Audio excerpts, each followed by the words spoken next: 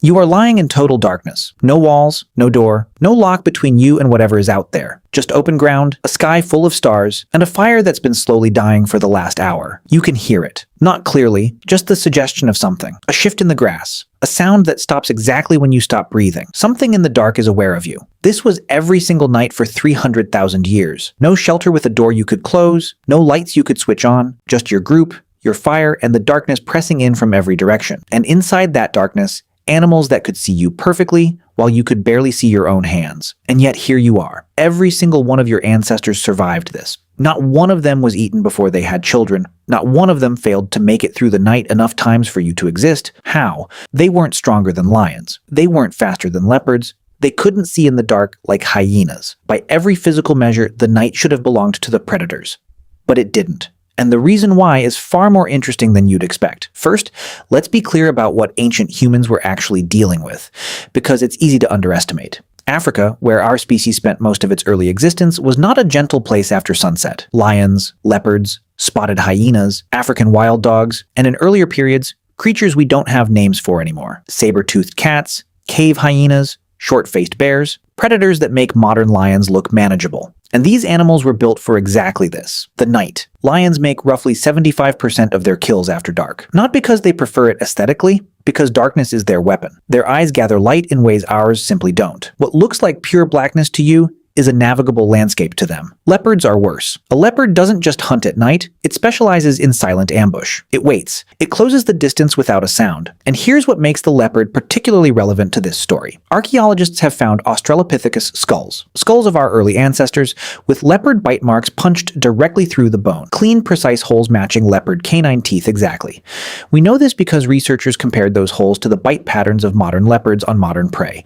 They matched perfectly. We weren't just theoretically vulnerable to predators, we were on the menu. We have the skull damage to prove it. And hyenas, often dismissed as scavengers, are actually highly effective nocturnal hunters with night vision that makes ours look broken. A hyena can identify and pursue prey in conditions where a human is effectively blind. So the question isn't hypothetical, it's very real. Humans have some of the worst night vision of any large mammal on the African savanna. We're slow compared to almost everything that hunts. We have no claws, no fangs worth mentioning, no natural armor. So how specifically did the night not kill us? The answer has 3 layers, and each one is more interesting than the last. The obvious answer is fire. And it's correct, but not for the reason most people assume. Yes, predators avoid open flame, but the reason goes deeper than simple fear. No predator on Earth voluntarily approaches fire. This isn't a learned behavior. It isn't something individual animals figure out and pass on.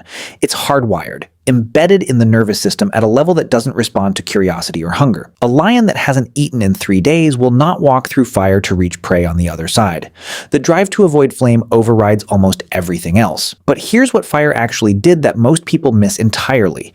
It didn't just scare predators, it collapsed the predator's single greatest advantage: darkness itself. Every animal hunting humans at night was relying on the same basic weapon. You can't see us, but we can see you. Fire destroys that advantage in a radius around the camp. Inside the firelight, the predator loses its invisibility. And a predator that can't ambush you is a predator that has to calculate whether a direct confrontation with a group of armed, awake humans is worth the risk. Almost always, it isn't. But here's the problem with fire that nobody talks about. Fire dies. A fire burning at midnight is not burning at 3 a.m. unless someone fed it. And a dead fire in the middle of the night is just darkness.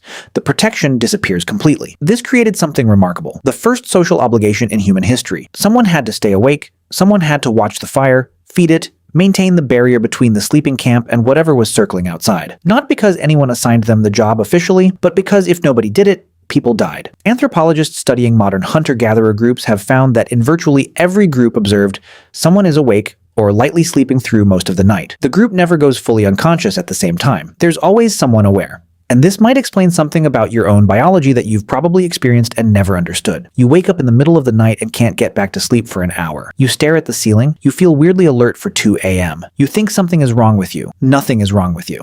Before artificial light, humans slept in 2 phases.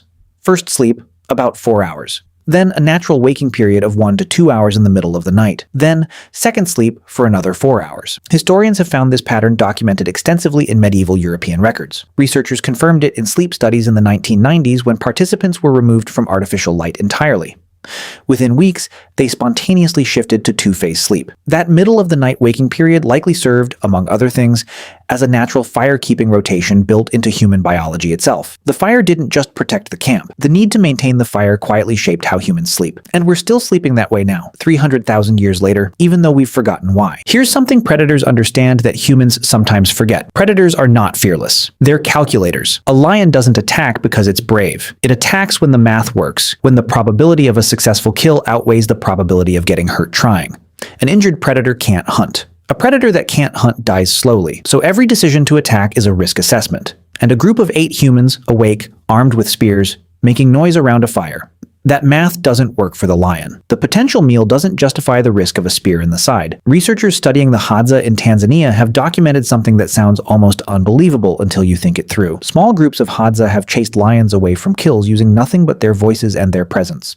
No weapons drawn, no charging, just walking toward the lion as a group, shouting, making the selves loud and large and unified.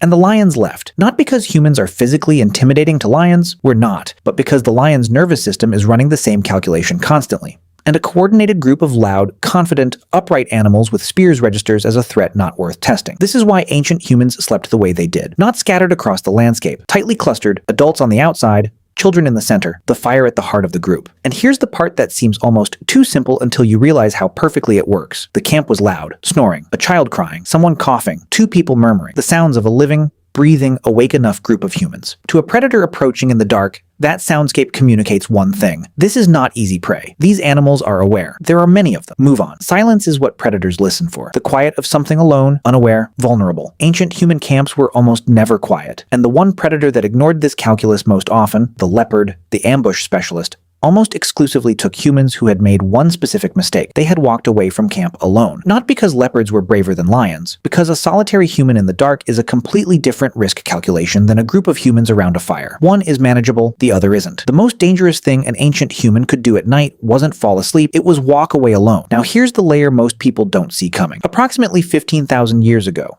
and some researchers place it as far back as 40,000 years, humans and wolves began one of the most consequential partnerships in the history of either species. Dogs. Not the dogs you know now, bred for appearance or apartment living. Early domesticated dogs were essentially wolves who had figured out that staying near humans was a better survival strategy than competing against them. And in exchange for food scraps and proximity, they gave humans something that changed the night entirely. An early warning system that worked in complete darkness. A dog's hearing detects frequencies humans can't access. Their sense of smell processes information at a level so far beyond human capacity, it's almost a different sense entirely. And they can detect a predator moving through grass at 200 meters in total darkness. Long before any human in the camp has any awareness of danger at all, the dog doesn't need to fight the lion. It doesn't need to be brave or large or fast. It just needs to bark. That sound, sudden, sharp, directional, wakes the camp instantly. People grab weapons. The fire gets fed. The group goes from sleeping to alert in seconds. And the predator, who was relying on silence and surprise, finds itself suddenly exposed. The element it needed most, gone. Researchers studying contemporary hunter-gatherer groups have found that camps with dogs have dramatically lower rates of predator encounters than camps without them. Not because the dogs fight off predators, because the predators learn quickly that this camp comes with an alarm system that cannot be fooled. The darkness stopped being the predator's exclusive territory. Humans had recruited an ally to guard it. Here's what's remarkable when you pull back and look at all 3 of these together. Fire. Group behavior. Dogs. None of them work alone. A fire with no one to tend it dies. A group with no fire is just a cluster of blind humans in the dark. Dogs without a firelit camp to return to have nowhere safe to anchor themselves. Every single layer of protection that kept ancient humans alive through the night required one thing above all others: cooperation. You could not survive the dark alone. Not because you weren't physically capable enough, because the night wasn't a problem any single human could solve.